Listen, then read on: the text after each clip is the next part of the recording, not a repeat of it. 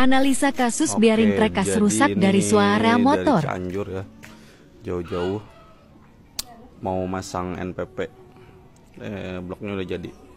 Nggak tahu nih kasus motornya kenapanya. Nah itu yang ono sama no, yang kemarin belah mesin. Nah itu mau dibelah ganti mesinnya. Ini juga Cianjur juga sama, cuman yang ono Cianjur Selatan. Nggak tahu nih yang ini Cianjur mananya. Kembar, pas banget. Ntar kita bongkar-bongkar dulu. Ini bloknya udah disiapin sama kita. Nih bloknya. Ntar kita bersih-bersihin dulu karena memang belum dibersihin. Kita gaspol. Nah oke. Jadi ini sebelum bongkar ya. Tuh bloknya udah jadi. Ini sebelum bongkar kita ternyata hidupin nih, suaranya unik nih. Nah ini nih titik puncak. Sebenarnya sih bukan untuk nabung lagi sih, emang harus dibongkar. Nah ini ciri-ciri bearing keras kena, ini bunyinya kayak gini, mirip seri-seri blok Y yang original ya. Jadi ngesrek beda. Cuman ini lebih parah, kalau itu kan kayak air matang gitu, gitu. Tapi kalau ini lebih ke gitu suaranya.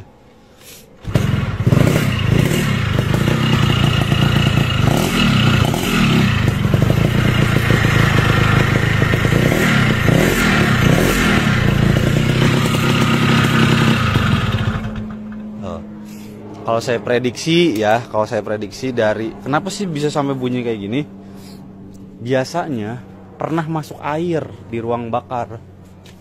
Ya, jadi bukan cuman busi doang ngedol, bukan. Tapi bagian-bagian sini juga nih, bagian head kayak gini-gini, kalau misalkan dia emang ada bocor dan air bisa masuk ke ruang bakar atau ke ruang kompresi, nah biasanya si bearing itu rentan banget kena gitu. Atau di luar, di sisi luarnya kan emang denger ya, ini setelan kering banget. Nah itu juga sangat berpengaruh efek ke bawahnya. Kan saya udah sering ceritain bahwa yang settingan irit itu merugikan. Jadi jangan sampai kejadian lagi. Nah semenjak saya bikin video ini, video yang kemarin ya, tentang irit, itu banyak banget yang parno. Jadi banyak banget yang khawatir, lah selama ini saya pakai setelan irit, bahaya dong gini gitu kan.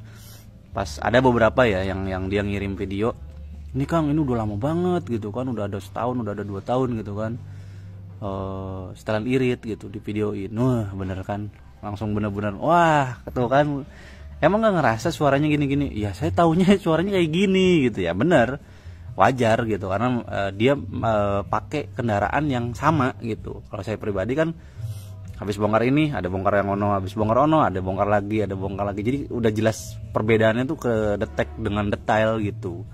Makanya cuman sekedar dari suara doang kayak gini ya kita bisa ngebaca gitu karena udah terbiasa kayak gitu. Bukan sok-sokan sok paling jago, sok paling bisa, sok paling ngerti gitu. Enggak ada unsur kayak gitu, nggak ada sama sekali. Nah ini cuman dihidupin dikit doang nih barusan, manasin ya gitu doang. Ini langsung anget ya mesinnya, jadi beda ya. Gesekannya itu lebih gimana ya, ya nanti kita cek lah ada masalah apa, biasanya headnya mungkin nggak sesuai atau prosesnya udah gede atau gimana kita cek dulu karena ini udah jelas nggak normal. Kalau di karbu standar ya namanya cuma ngidupin kayak gitu anget doang, nggak berasa kayak parah banget gesekannya gitu, karena memang setelahnya irit juga kayak gitu. Jadi ini buat pelajaran buat teman-teman yang analisa cuman sebatas suara aja, dari suara, oh suaranya gini, yang kena ini, suaranya ini, yang kena ini gitu. Karena emang itu nggak mudah ya, nggak langsung ketahuan ininya nggak.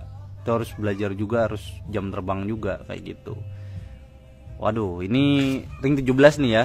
Ini ring 17, gear 37, depannya kayaknya 15. Ini siap-siap ngejeledak ini kalau pakai NPP ini. Karena biasanya kalau pakai NPP ringnya udah 17, dia pengennya itu di 34 kalau 17.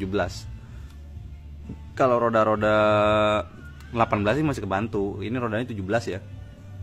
Ini ntar kita cobain dulu, lihat dulu kondisi dalamnya juga seperti apanya. Kita cek dulu. tetap simak teman-teman, karena ini ilmu banget, asli daging banget ini kalau yang memang pengen belajar gitu. Oke, kayak gitu aja gaspol.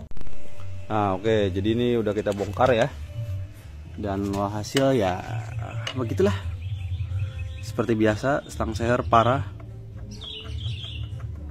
ya. Jadi udah luar biasa banget, dan sebenarnya ini lebih wajar, ini sangat wajar ya.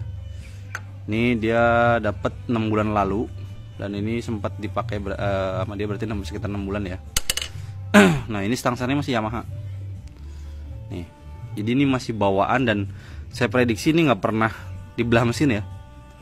Ini wajar sih, sekelas 2004 sampai detik ini masih bisa bertahan hidup dengan gempuran knalpot bobok dan gempuran settingan irit. Dia masih bisa bertahan ya, gokil. Nah ini nih, ini di tangan saya kayak gini doang nih udah berasa gededek gitu nih. Nah ini tadi ngeguruhnya ketika kita putar segini. Nah ini ngeguruhnya segini ya. Kalau yang ini nggak belum berisik banget ya, tapi dia udah bunyi, maksudnya udah menandakan cicinnya kayak gini. Ini berat, kalau ini berat, kalau itu enteng. Nah kayak gitu. Jadi kalau udah bunyi kayak gitu udah nggak aneh ya yang kena apanya. Jadi teman-teman harus nabung, udah siap-siap nabung. Nah nanti ini kan mau dipasang NPP, kita udah bilangin kalau dipasang NPP nanti berisik jangan ngarahinnya ke blok. Soalnya suka latah biasanya, rata-rata kan, wah kok blok baru masih berisik. Nah itu teman-teman harus belajar lagi, lihat dulu kondisi bawahnya, lihat dulu kondisi koplingnya, kayak gitu ya. Jadi jangan apa ya, memojokkan sesuatu gitu. Yang namanya blok baru ntar wah berisik, tetap berisik gini. Ini menyimpulkan langsung bloknya yang kena gitu. Itu sering banget terjadi di pemula terutama. Nah itu hati-hati ya. Jadi kita udah ingetin, kita udah kasih tahu ilmunya, jangan sampai kejadian lagi kayak gitu. Luar biasa ini calon.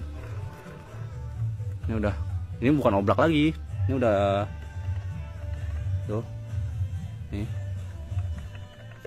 ya, udah super oblak. Wajar, dari 2004 coba lu hitung hampir 20 tahun. Dah gitu aja ya. Jadi ntar kita pasangin PP nya, ntar gimana si omnya aja mau arahnya kemana-kemananya itu mau terserah. Yang penting kita PR nya kita kan cuma masangin PP. Gaspol